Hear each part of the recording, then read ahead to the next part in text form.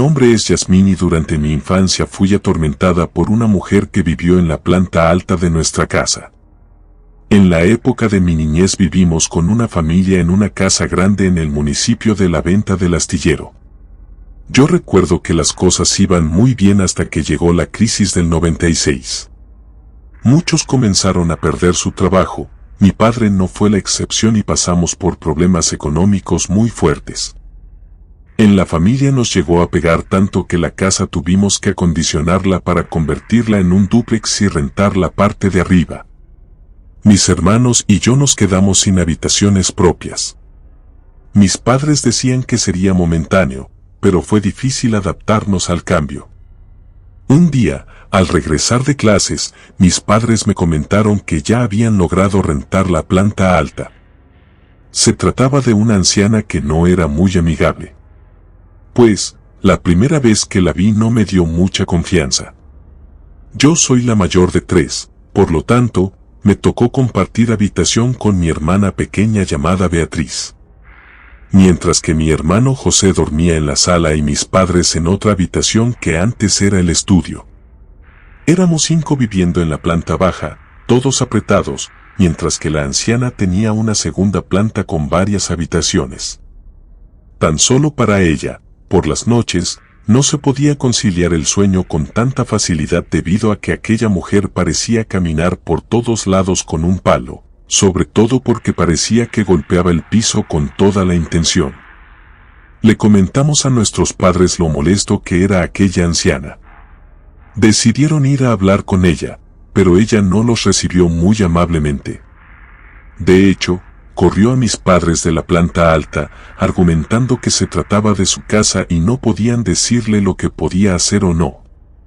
Esto le molestó bastante a mi padre, que tomó la decisión de correrla.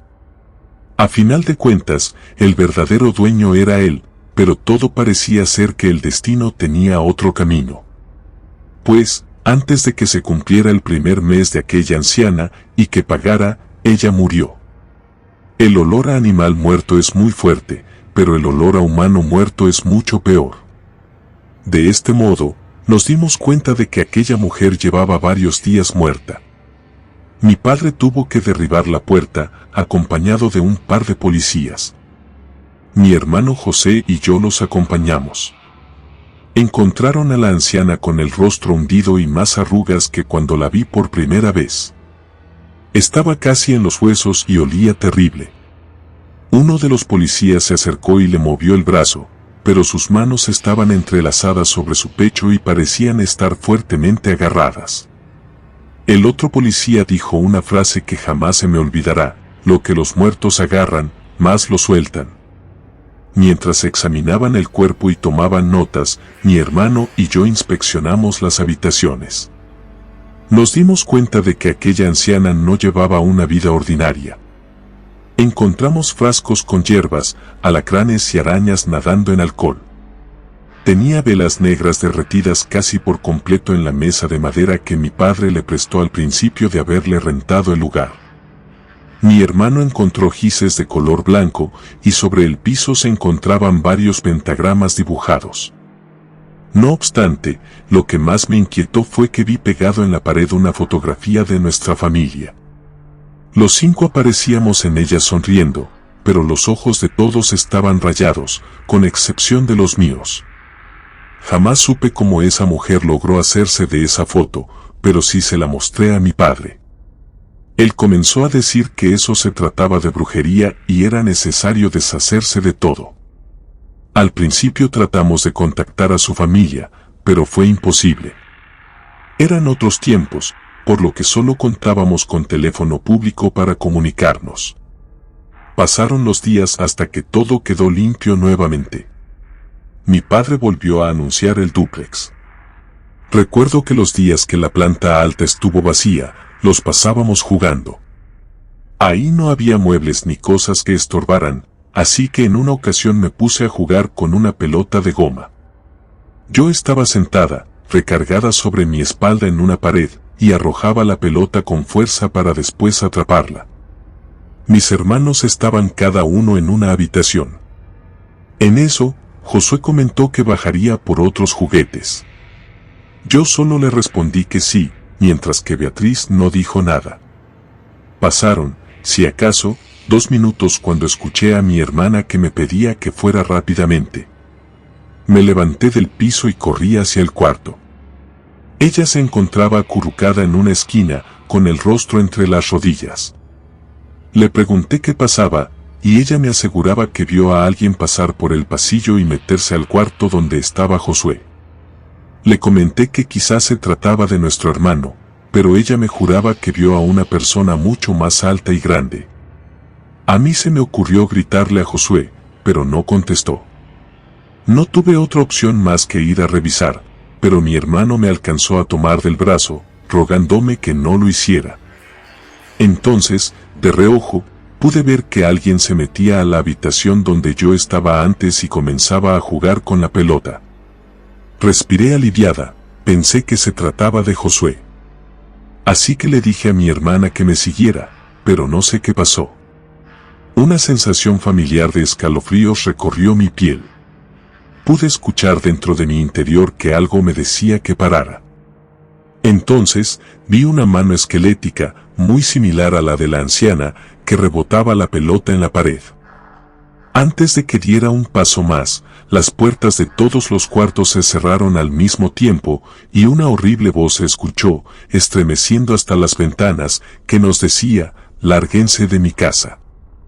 Salimos corriendo por la entrada principal, y al llegar al primer piso, nos encontramos con Josué, quien ya traía una bolsa llena de juguetes. Nos preguntó qué fue lo que pasó, pues parecía ser que habíamos visto un fantasma. Le señalé a la planta alta, y cuando puso un pie en la escalera de metal, la puerta de arriba se cerró fuertemente por sí sola. Rápidamente le contamos a nuestro padre lo que había sucedido, y por fortuna, teníamos un padre que nos creía todo lo que decíamos. Él pensó que con pedirle a un cura que echara agua bendita, funcionaría y la pesadilla terminaría. Así que nos comentó que el fin de semana iríamos todos a misa y le contaríamos lo sucedido al señor cura. El problema fue que aún era jueves y faltaban varios días. Una tarde, cuando me quedé sola con mi mamá mirando televisión, me pasó algo que se me quedó por siempre en la memoria. Mi papá llevó a Josué y Beatriz al jardín. A mí me gustaba quedarme acostada sobre el regazo de mi madre, mientras ella me acariciaba la cabeza. Eso me ayudaba a conciliar el sueño. Me estaba quedando dormida cuando sentí que comenzó a jalarme el cabello. Me moví un poco para hacerle saber que me lastimaba, pero su mano se volvió áspera y rugosa, y me jaló aún más. Cuando abrí los ojos para decirle que me estaba dañando, vi el rostro de aquella anciana frente a mí. Puedo recordar el olor de su aliento todavía. Me hice a un lado rápidamente y corrí hasta la puerta. Antes de que saliera, me agarró del hombro y me jaló hacia ella. Cerré los ojos y me sacudí varias veces, pero ella me contuvo y me decía que todo estaba bien. Ahí pude escuchar la voz de mi madre, quien me lo decía. Se trataba de ella y no de la bruja. Todo el día estuve muy nerviosa al lado de mamá. Le pedí que saliéramos de la casa y que no nos metiéramos hasta que llegara mi papá con mis hermanos. Ella me tenía abrazada a su pecho, pero yo no me sentía muy tranquila. Volteaba constantemente a verla, pensando en que cambiaría de forma. Esa tarde fue lo único que nos pasó, pero en la noche de ese mismo día, algo más me despertó. Pude escuchar que en la planta alta alguien caminaba con un palo. Era un sonido similar al que hacía antes la anciana. Recuerdo que volteé a ver a mi hermana para asegurarme si estaba dormida, pero ella se encontraba mirando al techo. Traté de tranquilizarla, diciéndole que eran las tuberías viejas, pero ella decía que miraba a una anciana que atravesaba el techo y la veía casi de frente. Le pedí que se durmiera a un lado mío, y cuando se metió a la cama, me dijo que podía escuchar los golpes que hacía antes la anciana con él. De pronto, escuchamos un horrible grito que hizo que mi hermano saliera corriendo de la habitación, y pude ver que mi hermano estaba flotando en el aire. Algo parecía que lo tenía amarrado del cuello y lo levantaba hacia el techo.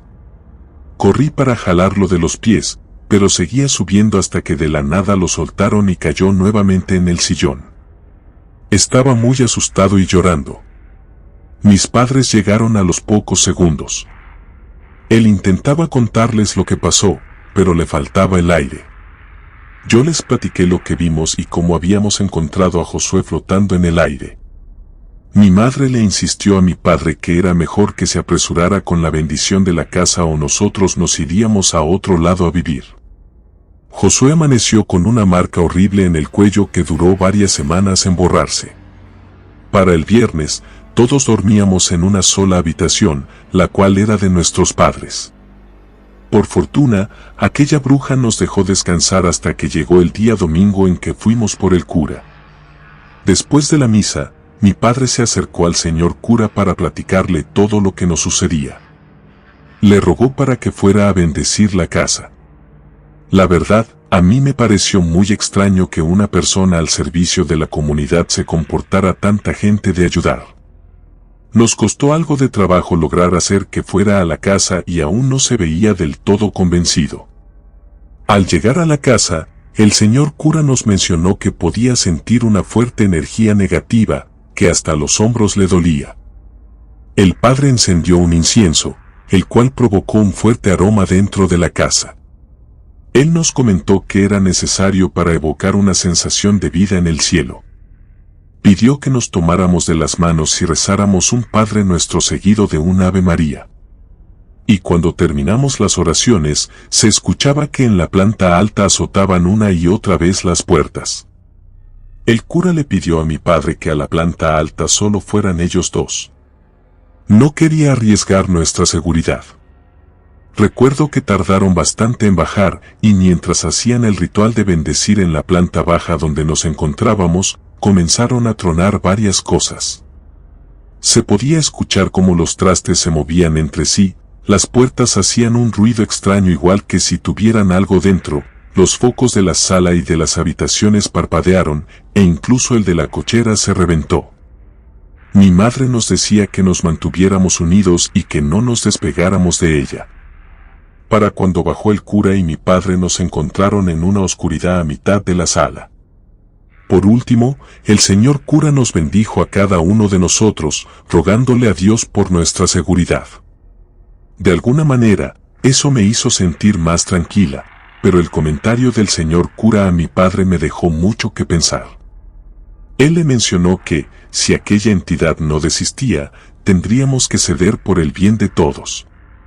Los siguientes días y semanas fueron muy tranquilos, incluso pensábamos que todo se solucionó. Mi padre tuvo tiempo de investigar un poco más de la propiedad y resultaba que anteriormente toda la zona fue derrumbada para construir nuevas casas. Pero había casas que parecían haber sido abandonadas por muchos años, eran terrenos que nadie reclamó y de esa manera se tomaron la libertad de reconstruir el lugar. Todo parecía haber quedado atrás. Fue un mal capítulo en nuestra familia que quizás se quedaría en el pasado. Nos recuperamos un poco económicamente, por lo que mi padre decidió ya no rentar en la planta alta y nos indicó que ya podíamos regresar a nuestras habitaciones. Esa noche me encontraba dormida y algo comenzó a molestarme. Tenía la sensación de que algo me picaba en la planta de los pies, pero cada vez era más intenso y molesto. Abrí los ojos para ver de qué se trataba, pero no había nada ahí. Pensé que quizás eran astillas de la base de la cama. Me bajé de ella y sacudí con fuerza el colchón y me volví a acostar, pero volví a sentir esa extraña sensación. Recogí mis piernas para no mantenerlas estiradas y en eso sentí que algo me tomó de los pies y me jaló hasta tumbarme. Después me llevó debajo de la cama. Intenté dar patadas, pero no me soltaba. Entonces sentí que algo me mordió el tobillo, era igual a la mordida de un perro, pero un poco más pequeña. Mi hermano apareció y al verme en el piso corrió para jalarme. Pudo sacarme de ahí, salimos corriendo. Mi hermano me ayudó a caminar, pues me dolía mucho mi pie. Por suerte, mi hermana pequeña se encontraba dormida con mis padres, pues con mi condición nos habría resultado difícil salir los tres juntos. Al día siguiente le mostré a mis padres lo que me pasó. Mi padre me contó algo que por varios días se guardó en secreto, que comentó el señor cura. En una de las habitaciones se encontraron con un bulto que parecía esconderse en uno de los closets. Le echaban agua bendita, pero no lograban deshacerse de él, hasta que el closet se abrió por sí solo, mostrando que ya no se encontraba nada. El señor cura le comentó a mi padre que, si esa bruja ya muerta lograba tocarnos o hacernos daño físicamente, era hora de huir, pues se trataba de una entidad maligna muy poderosa. Él pensó que no pasaría a mayores, y por eso no mencionó nada, pero ahora estaba más convencido de que algo pasaba en esa casa y no podía contraerlo. Terminamos vendiendo la casa como un dúplex. No le mencionamos nada a los nuevos dueños de lo que nos pasó. Aún así, regresé muchos años después de haberme casado. Me encontré con que la casa estaba abandonada. Quién sabe qué otras cosas hayan pasado los nuevos inquilinos. Si es la primera vez que nos escuchas, analiza nuestro contenido y, si te gusta, por favor, apóyanos suscribiéndote y activando la campanita de notificaciones.